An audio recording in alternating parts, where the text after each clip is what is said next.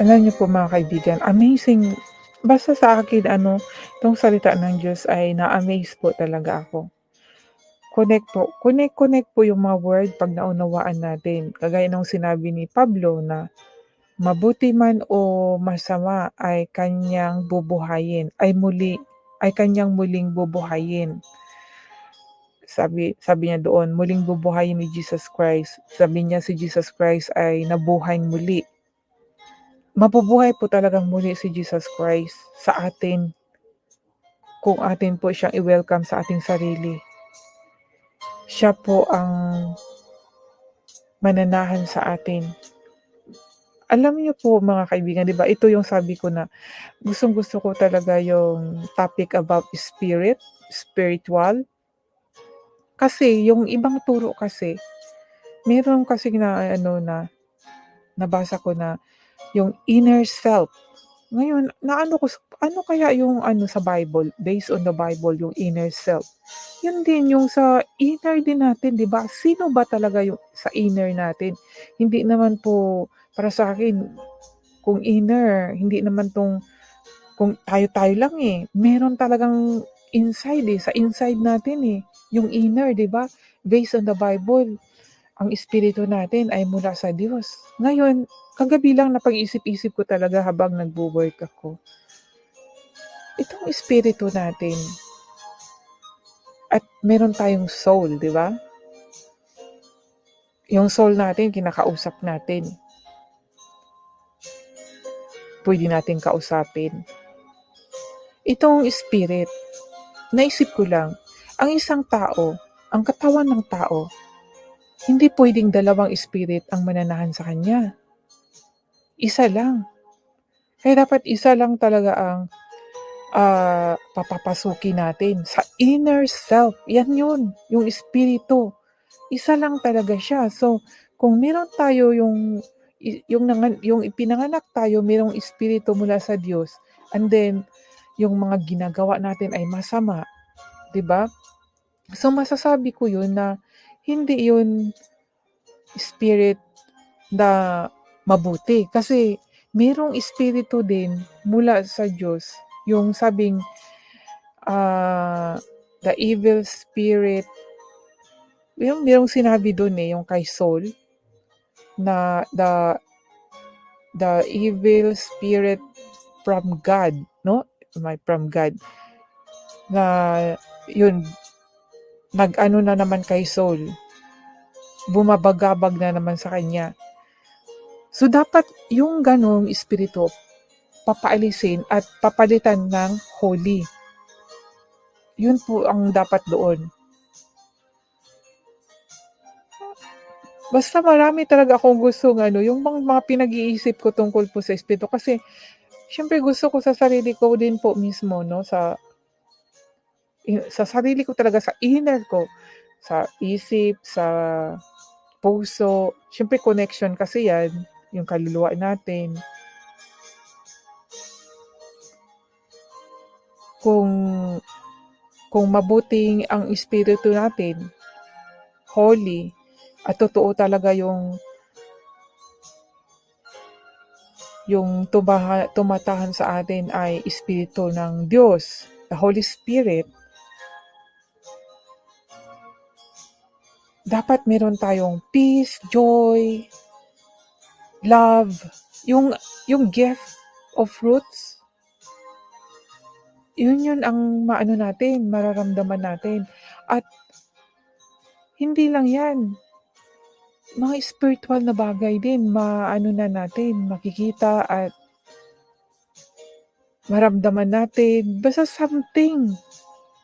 Kasi mag-o-open talaga yung ano natin, eh, yung spirit spirit espiritu natin na nasa loob natin, eh. Kaya yun ang sinasabi na bubuhayin muli, mabuti man o masama. Yun yung pagkakaalam ko mga kaibigan. Kaya yung mga mabubuti, kailangan pa rin talaga ang pag-repent. Meron kasing mabubuting tao, totoong mabuti sila, mabuting makisama, mabuti ang kanilang pananalita, ngunit baka meron silang something na hindi talaga nila din nasunod, hindi din nasunod 'no, kaya nga karamihan talaga may maraming mabubuting tao pero hindi nila na-experience yung spiritual na bagay. Halimbawa na lang, itong pagbasa sa Biblia, bakit hindi nakakaunawa, hindi maintindihan? Kasi, yun nga yung spirit kasi yan ang magpapaunawa, eh. Merong maunawaan yung mababaw lang, kagaya halimbawa 'no, meron diyan, I am the way, the truth, and the life. O simple lang, simple, madali nating unawain 'yan. Pero paano naman yung mga malalalim kung talagang babasahin na natin yung buong chapter, nage-gets ba natin kung ano talaga yung ano, ang espiritu na po ang magpapaunawa doon. Kung tayo po ay totoong born again in spirit, so kung ano ang ipapaunawa sa atin ng espiritu ay maunawaan kasi connection na yun, eh. Yan po yung sa panguunawa ko po mga kaibigan. Kaya itong sinasabi ni Paul na ang mabuti at masama ay muli niyang bubuhayin.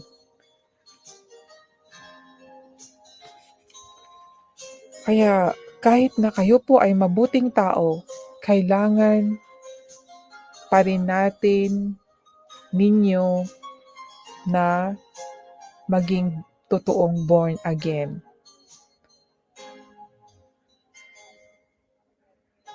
Kung naalala niyo yung sinabing yung 100 na mas kinalugdan yung isang naligaw kaysa yung mga 99 na righteous na hindi naman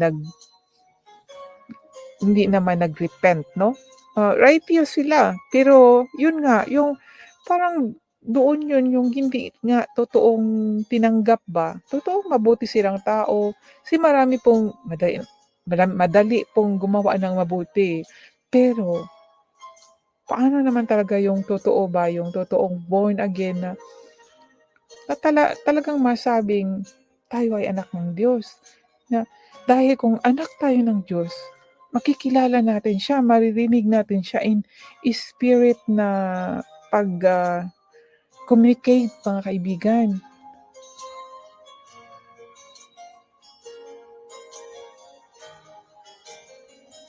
Kaya na sa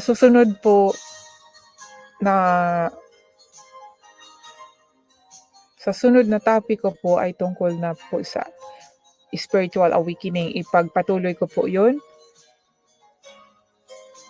At saka nandito pa rin ako sa Acts, 3 na lang para magtapos na po ako.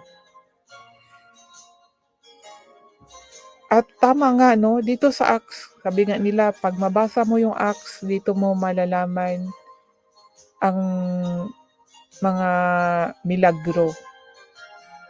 Totoo po yun, yung milagro kagaya nung pagkakita ni Pablo kay Jesus Christ.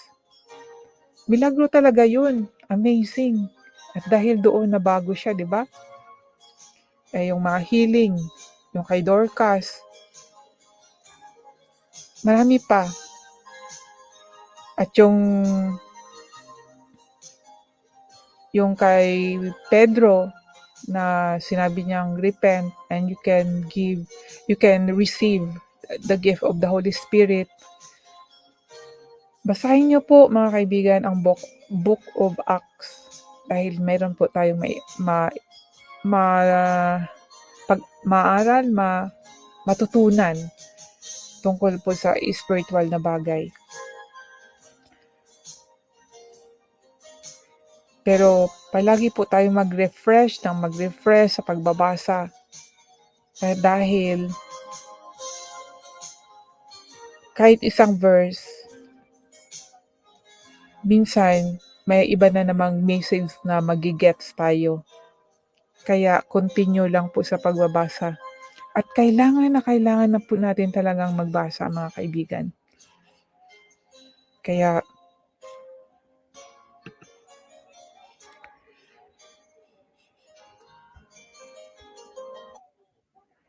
huwag po tayong magtamad-tamad.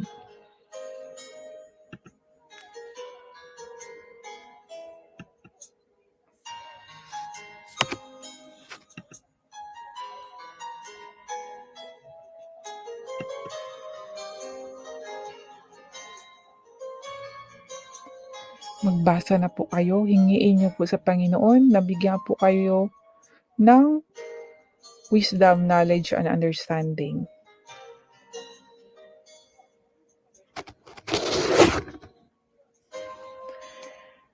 Ako nga sa sarili ko, napag-alaman ko na the word of God is very precious pala. 'Pag once na ating naunawaan tayo mismo ang magbasa, para siyang ano, kayamanan na hindi puwedeng kunin ng iba. More ano, walang kasing katulad or more than gold para sa akin po. Dahil amazing talaga. Something na 'pag lalo 'pag naunawaan natin, masasabi natin, "Lord, you are so amazing." Ganyan pala yung ganyan pala ang mga works mo, Lord. Mapupuri po talaga natin siya, mga kaibigan. Kahit pa marami tayong karanasan sa buhay. Pero never give up. Still believe in Him. Minsan hindi tayo naniniwala sa mga taong nagsasalita sa salita ng Diyos. Lalo na kung nakikita natin walang improvement, hindi yumayaman, kasi mostly expected natin, 'Pag once ng tao ay nagsasalita sa salita ng Diyos ay yumayaman, 'di ba? 'Di ba may mga istorya kagaya niya kay Abraham, pinayaman ng Diyos, si Solomon, si David, si Joseph. Pero bakit dito maraming hindi naman yumayaman kaya hindi nila pinapakinggan yung mga taong ganyan or nagda-doubt sila sa faith kay God dahil gusto nilang milagro.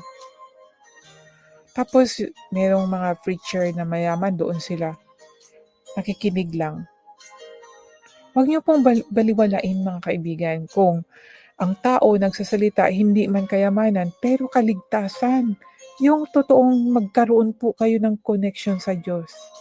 Yun po ang hahanapin din ninyo po. Pinapalapit kayo sa Diyos. Ang Diyos gumagawa or gumagamit siya ng mga ordinary tao para 'pag nagsasalita yung mga ordinary na tao ay baliwalain. Pero may mga pagkakataon na God magpagkaloob na ng Diyos. Someday masasabi niyo rin, makikita din, "Ay sana nakinig na lang ako sa kanya." May mga gano'n din. So si God lang. Kasi meron tayong mga kanya-kanyang ano, kanya-kanyang trial sa buhay. Basta para sa akin, never lose hope.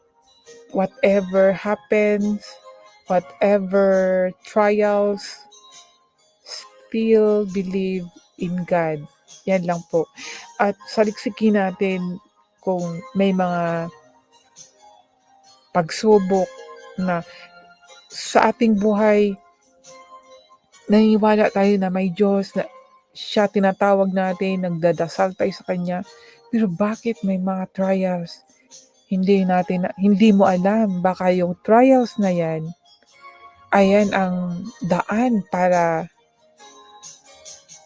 magiging tagumpay, no? Kasi si God, minsan, sinusubukan yung faith natin. 'Di ba si Abraham nga, sinubukan niya yung faith ni Abraham, Pero ano ang ginawa ni Abraham? Because of his tight faith of God, talagang he is willing to do. Yun lang po, mga kaibigan. Kaya gano'n din po tayo dapat sa Kanya. At pagdasal natin na na hindi malalapitan ng kanyang kaaway dahil ang kaaway ng Diyos din ay talagang nandiyan umaaligid-aligid. Kaya magtiwala lang tayo sa Panginoon at, dapat kilala natin siya at kung ano ang pangalan ng Diyos. Importante po 'yan 'pag nagdasal po tayo, pangalan ng ating Diyos, Panginoon ang ating dapat sasambitin at wala ng iba. Kaya magpakatatag po tayo. God is so amazing po talaga. Ako mapupuri ko ang Panginoon kahit sa dami ng mga pagsubok sa buhay ko, pero mapupuri ko pa rin siya kasi nandiyan lang siya, eh. Amazing talaga si Lord. Kahit na may mga pagsubok, pero bakit gano'n Lord? Eh, sabi ko, "Lord, grabe talaga si Lord, uy, salamat talaga." Pasalamat pa rin ako kahit na gano'n ang pagsubok, pero hindi talaga ano, eh, yung parang wala lang, parang hindi ba ako nagwo-worried. Kasi alam ko nandiyan siya, eh. That is my God, na mapupuri ko talaga, na matataas ko talaga siya at buhay na buhay talaga siya kagaya ng sabi ni Paul na nabuhay siya at amen talaga, siya ay buhay na buhay. Ako po ay magpapaalam at salamat po sa inyong lahat at sana po diyan sa mga taong makadaan sa aking live na ito kahit wala man kayo during my live at sana ay, magustuhan niyo ang aking mga ibinahagi po. At, next time na sana ay magkasama po tayo sa aking next na live. Magla-live po ako dahil I like to talk about God. And thank you talaga. I'm very grateful to our God. Thank you, Heavenly Father. Thank you for everything. I am here before you, Lord. I've talked about you and I am very happy to share what you did in my life. I cannot share like this if is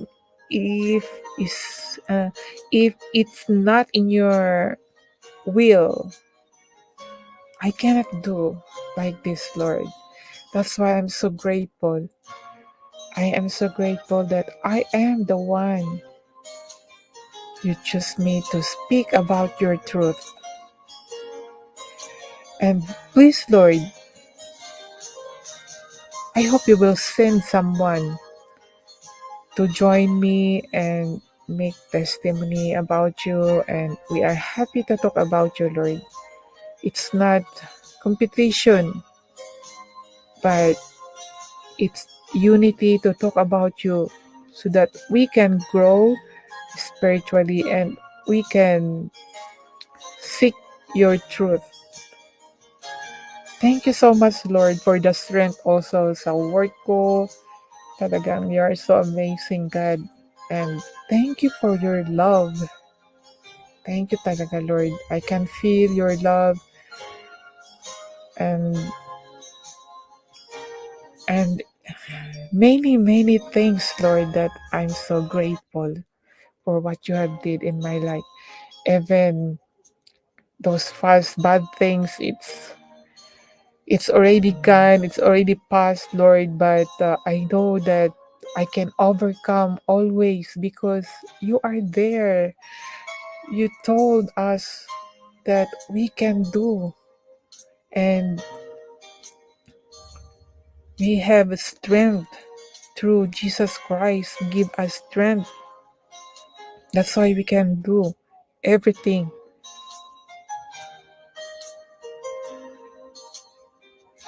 I'm so grateful, Lord. You are so amazing. You are so powerful, God. You are our protector.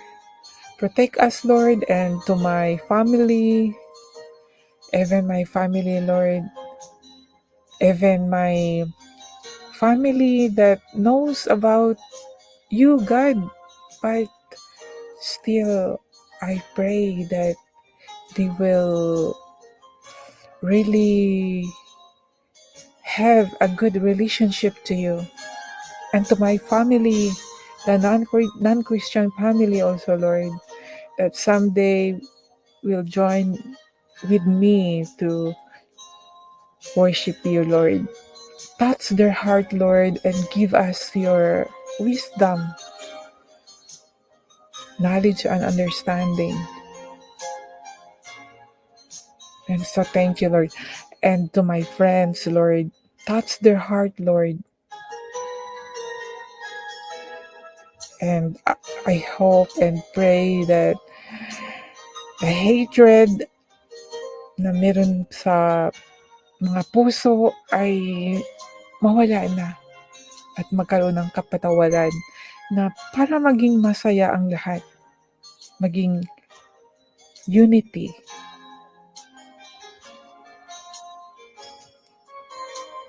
Thank you so much, Lord, for everything.